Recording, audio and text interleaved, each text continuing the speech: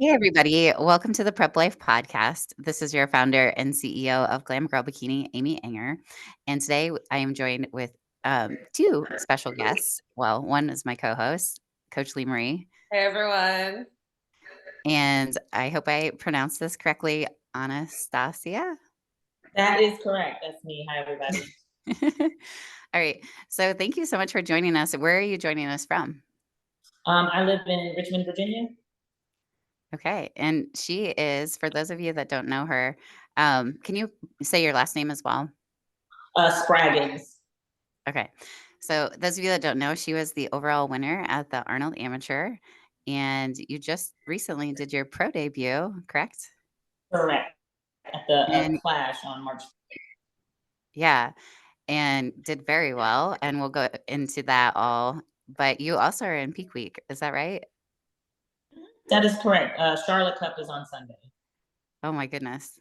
So Wow. you're a busy woman. So thank you so much for joining us today. I really appreciate your time. I know how it is when you're prepping, and that can be a lot. So tell us a little bit about your background and kind of what you do for a living and all that. Um, well, I'm a mom of three. I'm a single mom of three.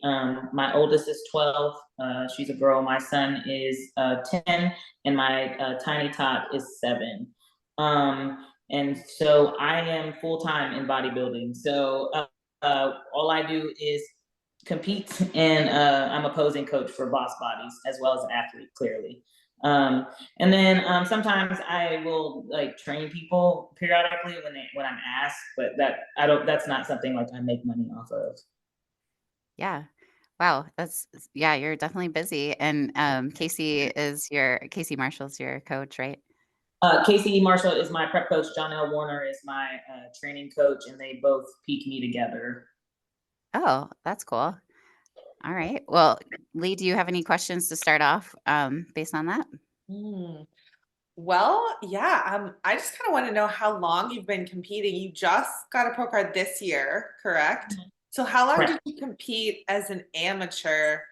And then were you a coach on Team Boss Bodies as well the whole time as an amateur too? Yes. So I started competing for the first time in July 2020. I did the Charlotte Cup. That is my first show of all time. Back then, there was no pro component. That was also the COVID era, so it was a little bit different. Actually, it was ran much better, in my humble opinion, back when COVID existed. So that's the reason why we are doing it now, so I can bring it full circle and see Johnny Stewart again. I'm very excited to see him. I started being a posing coach for Boss Bodies in January 1 of 2012. Well, I started in late November of 2022, but we announced me January 1st of 2022. So I've been coaching since then. Wow. Very cool. I love it. Awesome. So how many national shows or pro qualifiers have you done leading up to the Arnold? Well, leading up to the Arnold, I only did Junior USA's in 2023. That was the only national show I did, and I got first place there. Oh, wow. And yeah, and I just but Junior USA's, it's top 4 out of the 8 classes that turned pro. And I don't remember if I came in 6th out of the 8 or 7. I don't remember, but it doesn't matter if you're not getting your pro card. The placement to me never really matters. Right. So prior to that, though, 2022, I did Junior USA's and Junior Nats.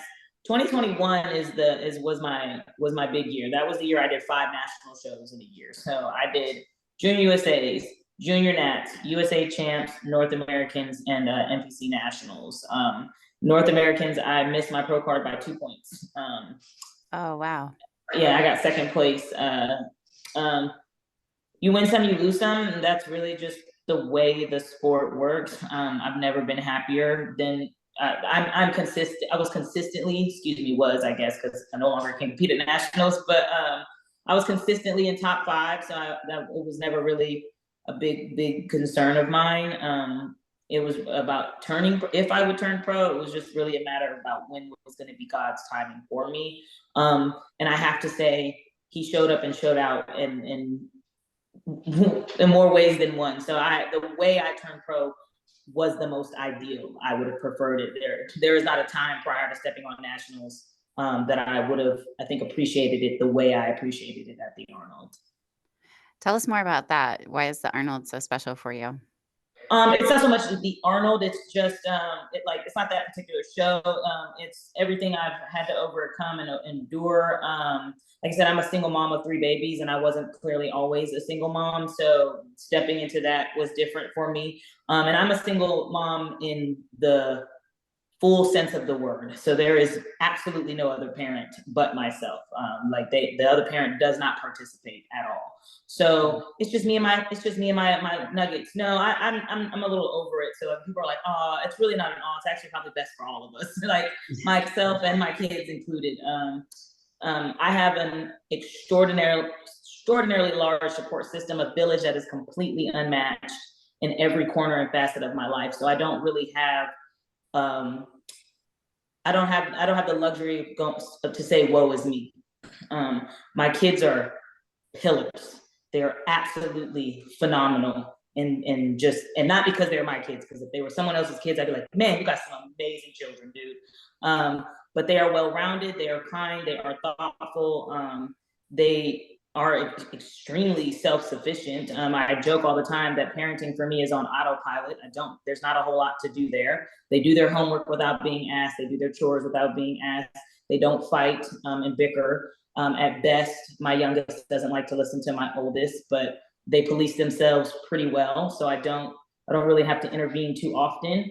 And they're all my little broke besties. We have a good time. I wish they would bring some money to the table. That would be nice, but outside of that, but after having a pretty rough 2022 and living in a state of what I call rage all of 2023, having that sit down and moment with God and just being like, all right, I can't live like this forever. So what do I need to do? And it was really just about letting go and actually healing versus saying I've let go and healed, forgiving myself and other people. And when I was able to do that, everything else kind of fell into place. I spent a lot of time with my kids, but I can honestly and transparently say I was not present, even while physically being there. And so I made that 180 promise to myself and to God on January 1st that I would be more present and live my life, and prep would be secondary, and it has been. And I'm a firm believer that prep does not have to be miserable. It doesn't have to take away from anything. It can absolutely just enhance. Prep is really just checking the boxes. Like, as long as you check the boxes that day, there's really not a whole lot to do. So I still go out. When I say I go out, I mean like I go out. Like, I go out. We go. I love a good lounge. You know what I mean. The only change that's happening when we're going to see the latest DJ is I'm having a Diet Dr. Pepper versus a cocktail. It's really the only difference. But I'm still seeing my friends just as regularly. I don't live obsolete from anybody or isolate myself. My kids and I go out at least 2 times a week minimum. We love the movies. That's our thing. So we usually go to the movies a lot. 2 of my siblings live with me. So I'm the oldest of 8 kids. So the 2 of the adults live with me. I like I said, I really have a very good support system. Being the oldest and the only one with grandchildren, I'm never in short supply of somebody who wants to take care of their kids. And because I have such well-behaved and easygoing children, I very rarely get told no to, because there's not a whole lot feed them, and that's really about all the stretch of what you're doing in the way of entertainment.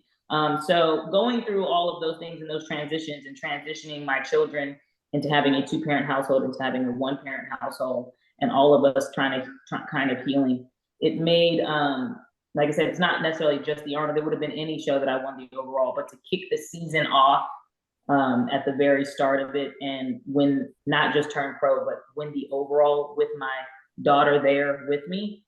I could not have asked God for a better way to do it.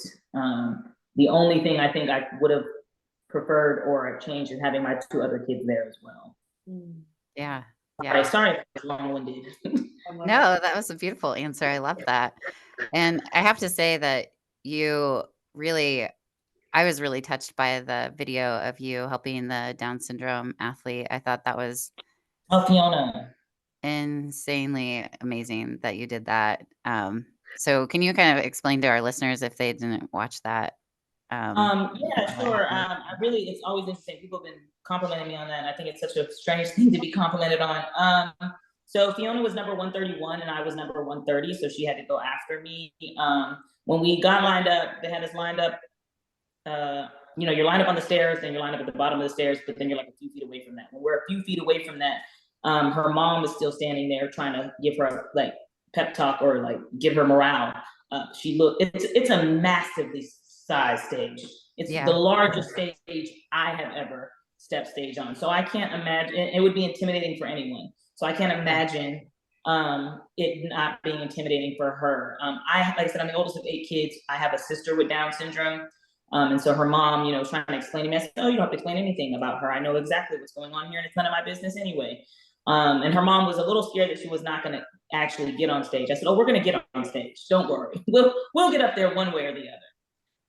And so when we got finally to the side curtain, when they called my number and my name, and I looked at her and I told the expediter she's not going to go on that stage unless somebody helps her out there. So like y'all have to figure out something because I will not go on until we get her on first.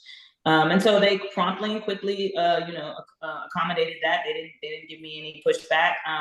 Tony, who is like on stage, is one of the expediters. I've seen him a few times at nationals, so he gave me zero He's argument. amazing.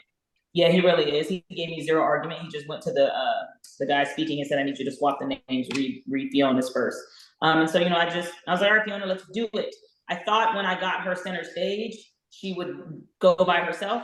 That did not happen. So we just ran through a routine together really quickly so I could, support her as best as I could.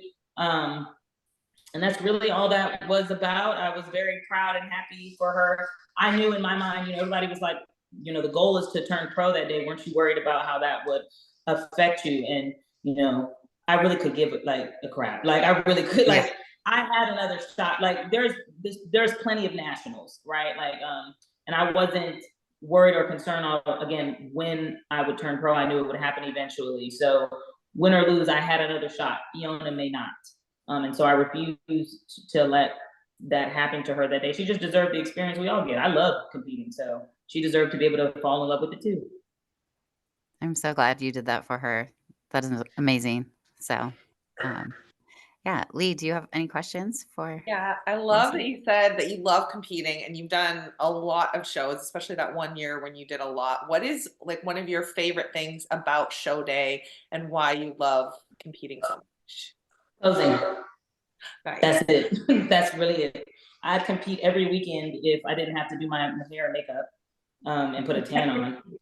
Like I would. I'm not, as you can see, I'm not a girl that wears makeup often or in her day-to-day life. It's just not what I'm not even like, oh, let me get some eyeliner and some let me put on some concealer. No, what you see is what you're getting. I don't have the patience. I'll do my hair, but it's usually curls, and my curls are like easy because it's just wash and leave. Like I just get out the shower and go. I also have like a lot of hair, like an insane amount of hair. So I don't particularly love having to straighten it and to get on stage. And everybody's like, "There's no extensions in there." No, unfortunately, it's all me. So if there's anything I love about competing, it is it's being on stage. It feels like home. My heels hit the stage, and it's the completely different energy. I like to call it Big Stassi. So like we just show up and we show out. To the best of our abilities, because all the work is done that day. I'm no longer concerned about did we come in right or did we not come? It doesn't matter. We're here now. So if I had one thing I'd love, it was absolutely posing. I throw everything I have into that. So can you tell the listeners what you placed at your pro debut? Yes, I placed 4th, which I know is a big deal. Everybody keeps asking me how I feel about it. Considering it was my pro debut, and I didn't really think about it, but I guess it's not very common for most women to place top 5 at their pro debut. And then my brother, who he's one of my biggest cheerleaders. He goes, "Right, so you won the overall at the Arnold, right? And then 3 weeks later, you placed top 4 at your pro debut." And it's the 3 weeks later I don't think I have settled with. So everybody keeps asking me how I feel about it. I'm like, man, I'm still trying to get over the Arnold. So I'm still trying to process winning the overall at the Arnold, because 3 weeks later, you know, a week after show, my coaches were like, all right, so we're doing the Clash. All right, like, we need you to get a flight and make it happen. So I did place fourth, and I'm very proud of that factor for sure. Did my babies proud that day. It was a very stacked lineup. I know that for sure. So yeah, you were among greatness. So as far as with your preps, when they're 3 weeks apart, is there anything that you guys have to do like special when they're pretty close together? And then is this one back to back, or is Yeah, it's back to back. It's okay. Does that make it different? No, not really. The back to back was this is the first time I've ever had to do it. So like it was not hard. It's just like we get off stage Saturday. I had a really nice me and my coach went out to dinner together. She lives in Florida. So we had a really nice sizable dinner, you know. I really like rack of lamb, so that's what we went and got. I had a couple of treats. My body is handling food very, very well. So I'm not like, my calories aren't super low or anything like that as it is. So we ate all the good things, had a couple cocktails. And then Sunday we went right back into depletion. So that was new for me. I'm used to having a day. I'm used to having 2 days post show to like kind of do whatever and then hop back in on it on Monday. But it really wasn't that big of a deal because it was only a week out. I just, like I said, I had already pre-packed all my food for like individually, like set my meals aside for Sunday since I already knew they were going to be. So I took those with me to Florida. I didn't leave until noon, so I was able to get up and use the hotel gym that actually allowed me to get my delta day in, get my cardio in. It was Easter. My family is used to all the things. So when I got off the flight, I got in my car and immediately drove to my cousin's house where we were all gathered for Easter Sunday, met with my parents and my kids and all that. And it was just really like another day at the office. It's just kind of, I would not recommend back-to-back peak weeks for most people. If you're somebody that, especially if you're somebody that's food focused at this level, I would hope that you're not. I would hope that at the pro level you're not. But if you're somebody that's food focused, back-to-back peak weeks are not for you. You're probably going to struggle. Like I said, the hardest part about it was going right back to a lot of water. A gallon a day is more than enough for me. It's more than enough. And I am a teeny tiny itty bitty person. So anything above that is really like, I hate it here. So that was probably the hardest part.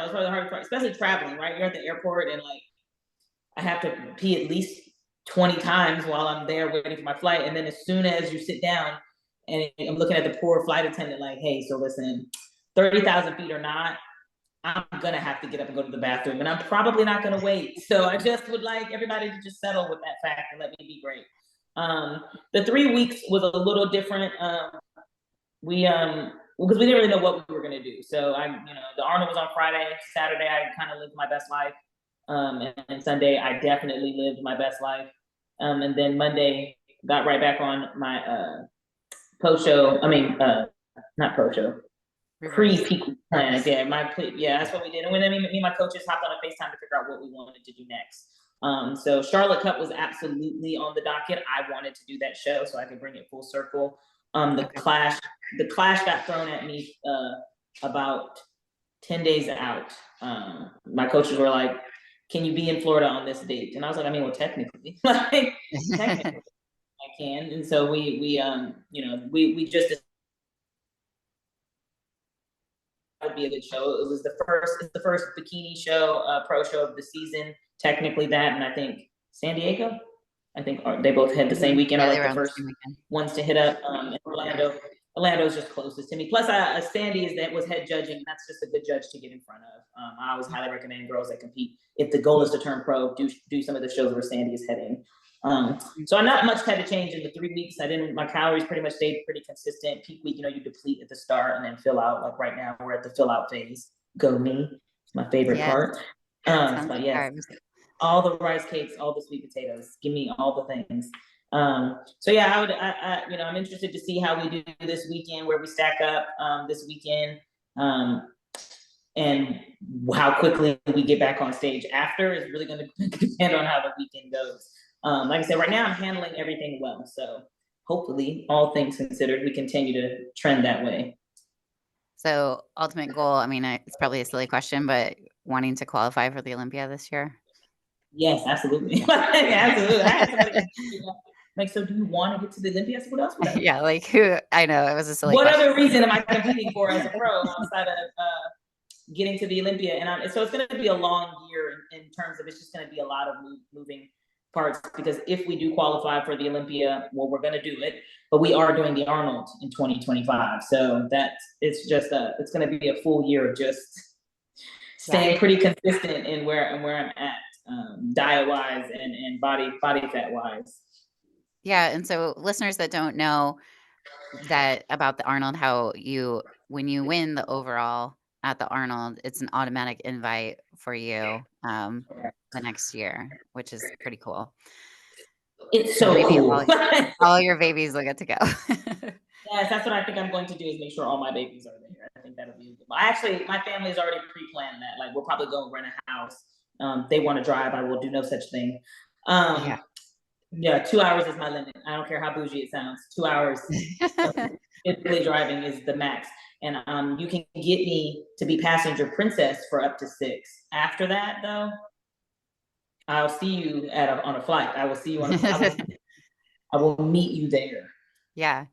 So are you a pro that looks at the list that comes out? I mean, it's very new, obviously, but have you looked at the list? Like, do you do that? No, I mean, like, people will send you the list, whether you want to see the list or not. Like, everybody's like, look, who's on there? Like, yeah. So I've seen it, and I haven't like read through it. So I really just look to see the girls that I know personally. Like Nicole Guccia, I love her. So like, I know she's competing. So I was happy to see her. I competed with her at the Clash, so I was happy to see her.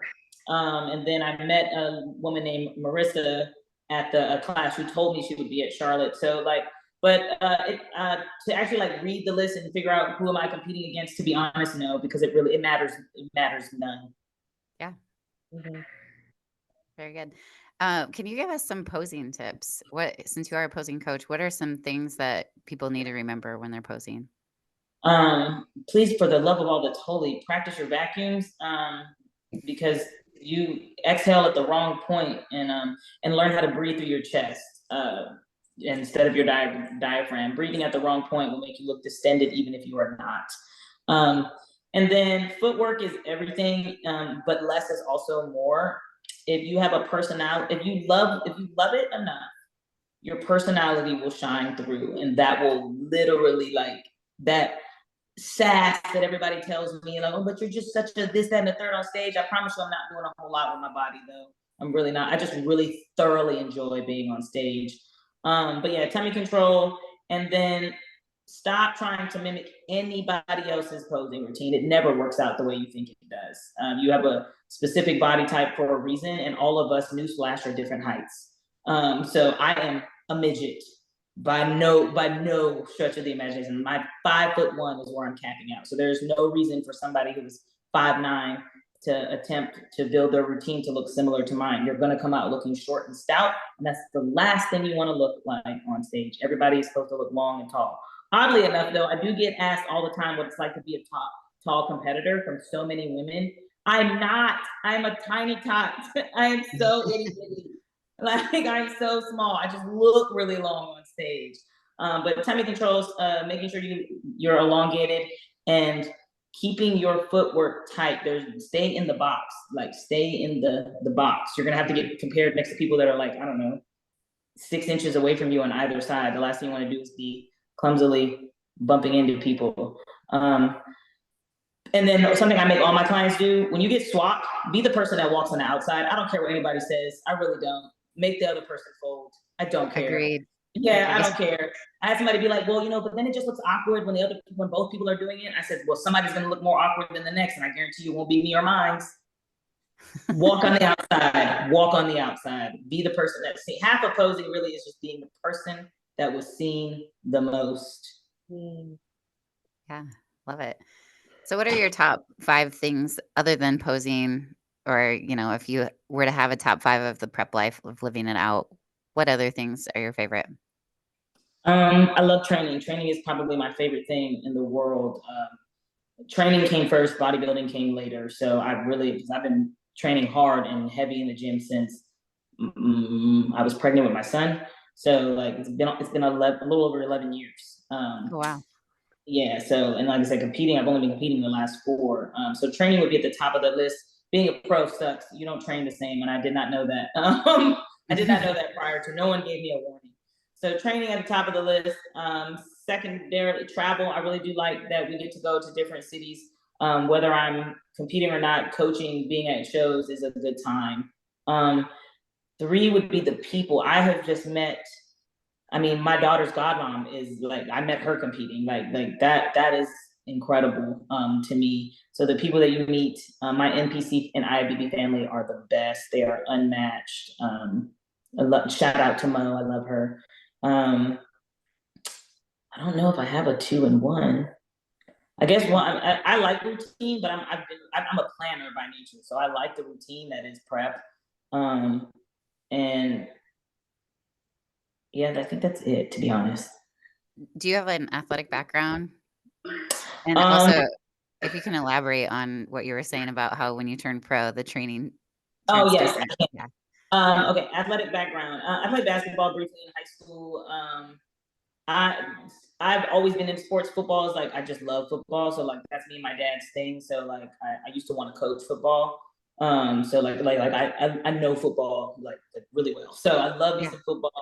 And then I did go to Old Dominion University for exercise science and sports management. So that is what my degree is in. So I was always going to be in fitness in some fashion or another. I started off as a PT before I opened up my own personal training organization that I later sold right before I got married.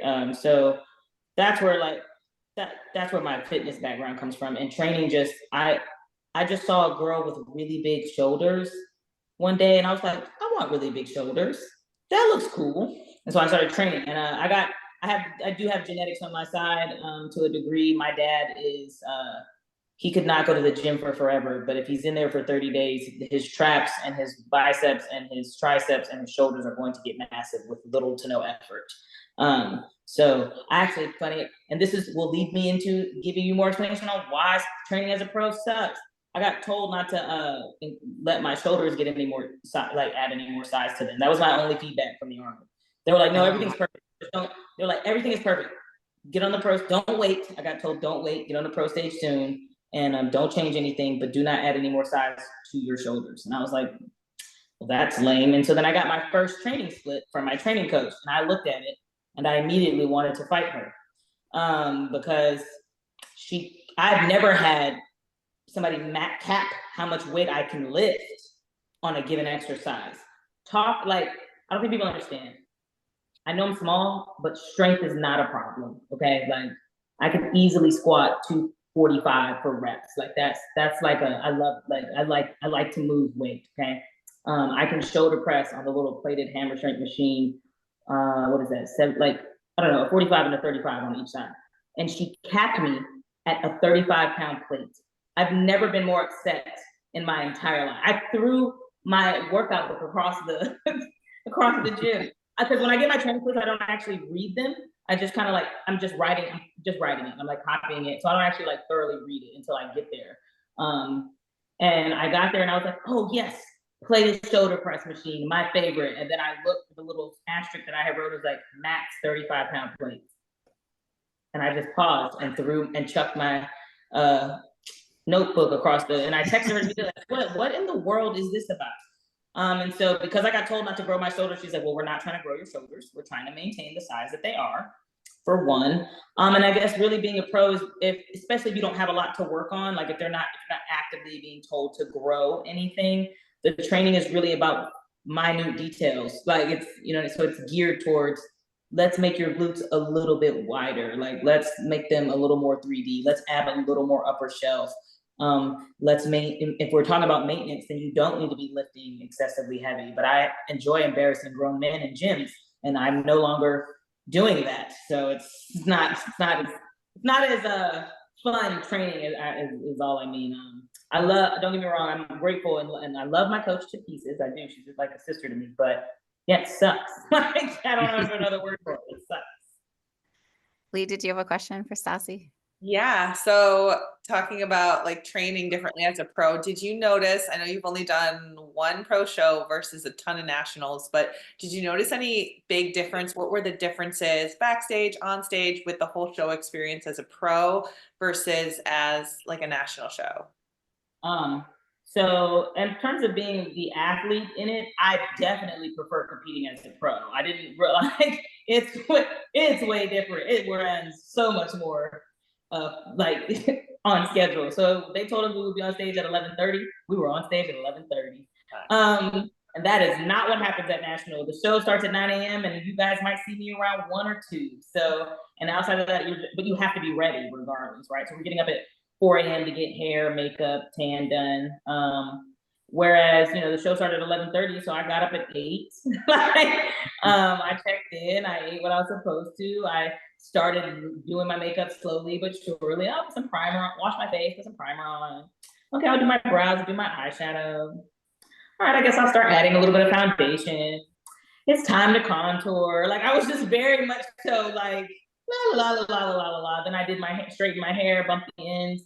And so we got backstage, like, I think right at 11 o'clock. So I love that. And because of that, you're done, like, you're just done, right? Like, so I won't go on stage at nationals to like 1 or 2, spend the, 30 seconds that you spend up there. I do like that they and they do this for pros too, but what I did always appreciate about nationals is that call outs are done right. Like, it's like comparisons, individual call outs. Love that. And that's similar to being a pro. The check-in process is different. They're handing you, they're calling your name and handing you your number, versus, just a bunch of you and a bunch of people show up in a room trying to find your name on a sheet of paper, get you, find your number, go get your height checked. You're going around the room. I actually went to the wrong room at first. And Richie, who is another expediter, I was like, I just came to get my number. He was like, well, you don't belong in here. And I was like, oh, wherever. He goes, in the main room. I said, oh, okay. And then Sandy, of course, was like reading my name because she calls me Stassi, clearly. So she's like, Anna, Stassi, get over here and get your number. Like, so those are big differences. The show just runs through the 40 to 4. We started finals at 4. We were done, I think, on the pro side, 4:30, 4:45, something like that, which gives me ample amount of time to go relax and like I can wash the tan off, because newsflash, I hate wearing tan. I just feel like I'm black. What is the point? Wash the tan off and actually find a restaurant that's not going to be bombarded with all the, because as an NPC athlete, you're just kind of like hoping you can get in somewhere if you don't already have reservations, because everybody's going out to eat at the same time. So that's a massive difference. Backstage, I will say, and I don't, I'm sure pros will agree or disagree with me on this.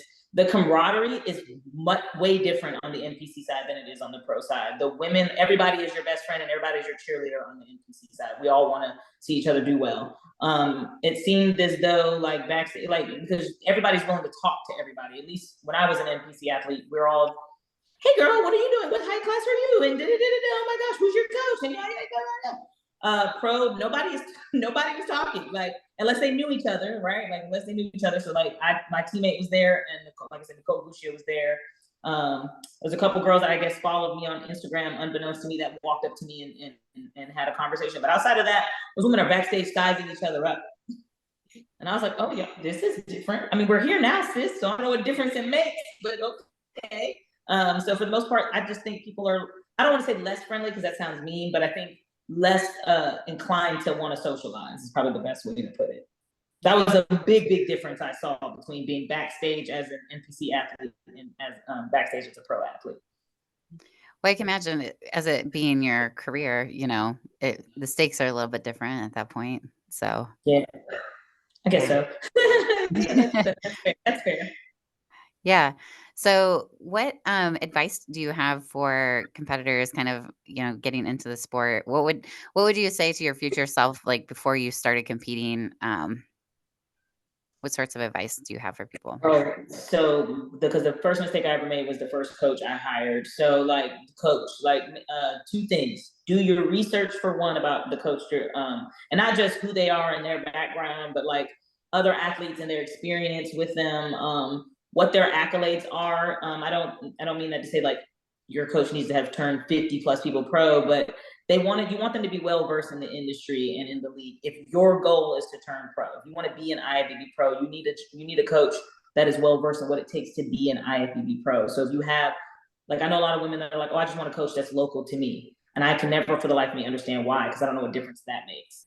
But if your coach that is local to you hasn't networked with the NPC judges and IFBB judges, I don't see how that helps you like long term. So definitely do your research. And then 2, on the coaching aspect, make sure there is a coach athlete like synergy. Like the relationship should y'all should complement each other. You could have the best, like I personally think Kimoto is like the GOAT of coaches, and no one can convince me otherwise. So if he could be your coach, but if the working relationship isn't a good one, it won't matter. like he can't coach you to success because you won't trust him, which means you will do things he doesn't know about.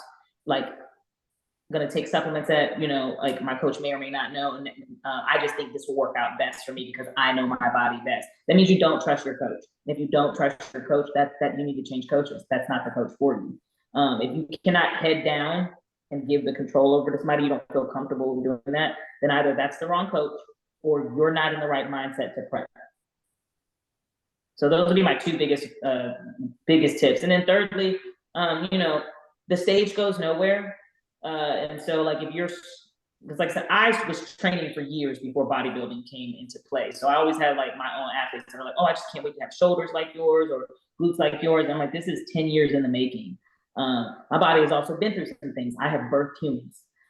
So that spread my hips, and you know what I mean? Like little things like that have altered and shifted, and muscle maturity is a reality. That is a thing. That is absolutely a thing. And so don't be so quick to rush to get on stage. Make sure you have a solid foundation. And it's a fine line between waiting and waiting too long. Like make sure you have a solid foundation, but compete so you can get feedback from judges that matter, so you know how to better yourself for the future. So those are probably my top 3. Research your coach, make sure you have a good working relationship with whatever coach you choose, and the stage goes nowhere, so don't rush that part of the process. Okay. Yeah. Did you have different feedback? This is totally off in another vein, but it was really good advice. It just popped in my head. When you competed as a pro, was your feedback different there? No, I've always been told, I've always been told to get, my very first show was to bring, like when Mo was the head judge, I was Charlotte Cup and Greensboro were my first 2 shows in North Carolina in the same year. Both shows, the first show I was just told to get leaner, a little bit leaner and grow a little bit. My second show I was told to fill out my glutes a little bit more. That had to do with that had a lot to do with my coaching because she ran my legs into the ground. So when I got with Casey, my first feedback was just to get leaner and tighter. And that has probably been the most consistent feedback I've had. I've never, since I did the growing, since I went through the period of growing, I have never been told to grow anything. It's always been get leaner, get tighter. My feedback at Clash was to literally come exactly the same, but just get a little tighter in the core. And I looked at Trey and I said, right, because that's just so simple. And he was like, yeah, I don't know how you're going to do it, but you know, that's all I got for you. Get tighter in the core. So my feedback has been, I will say, pretty consistent. So like when girls are like, my feedback's all over the place, judges are inconsistent, they don't know what they want. My first question always is, who judged you from each feedback to each feedback? Like were you getting in front of the same judges, or are you getting in front of everybody all over the place? Because that's different. The judges I was in front of Saturday, at least 3 or 4, like I think the whole panel has judged me at least 2-3 times, like at least Right. each. And so that's why my feedback is consistent, because they've seen me enough times to know what they want. They're also the judges that, like I said, their opinions don't matter more than any other judge. But if 2 or 3 of them are sitting on the Olympia panel, well, that weighs. That's where I want focus. So my only feedback, like I said, was to get tighter in the core. And something told me, I thought it was going to be core specific, but that my feedback was going to be tighter, because that's almost always what it is. Yeah. Okay. Is there anything that we didn't ask you that you wanted to share with our audience? Um, No, I think we covered everything. I'm a mommy. I got a lot of siblings and a massively sized family. I am half Mexican and Black. I don't think most people know that. And I like to make sure that's the point because I'm very, hence my name, Anastacia. I'm very big on my Latino culture. I was raised the Mexican way. I have it tatted on me, in fact. But I think you guys asked me like a lot of really good questions. So I had to do the Bikini Diaries podcast. And this is like all different. I think that's really awesome. Like I just Oh, expressed it good. exactly the same. No, it is not, and I love that. Awesome. Well, I really appreciate your time today. I am so appreciative. So I want to, have the listeners be able to reach out to you and thank you for the advice that you've given because it's just been gold. Or if they want to tag you on their stories and or DM you, maybe for some posing and coaching. So what are some ways that they can reach you? Well, you can always find me on Instagram. That is at Stasi_lifts. So that's at STACI_LIFTS. Or you can always email me. That's easy too. That's Stasi@teambossbodies.com. Awesome. So if you would like to tag us as well, we are found on Instagram at Prep Life Podcast or at Glam Girl Bikini. I would be remiss if I didn't take the time to announce that we are having a posing seminar here in Kansas City on Sunday on your on your second pro show Of course. day. So yes, it's going to be held at the Sweat Vault, and IFBB Pro Kim Seeley will be. She's also a judge here locally in the Kansas City area. She's going to be helping run that with all of the Glam Girl coaches. That will be from 3 p.m. to 5 p.m. Central Standard Time. I think Lee Marie, you're going to put the sign up link in the show notes for Sunday's posing seminar, and this will be live. So that would be April 7th. That we have the seminar. So thank you so much for coming on, Sassy. We appreciate you. Absolutely. It was very nice. Thank you guys for thinking of me and reaching out. Truly, I was flattered and honored, to be honest. It was a pleasure. Thanks for listening, guys.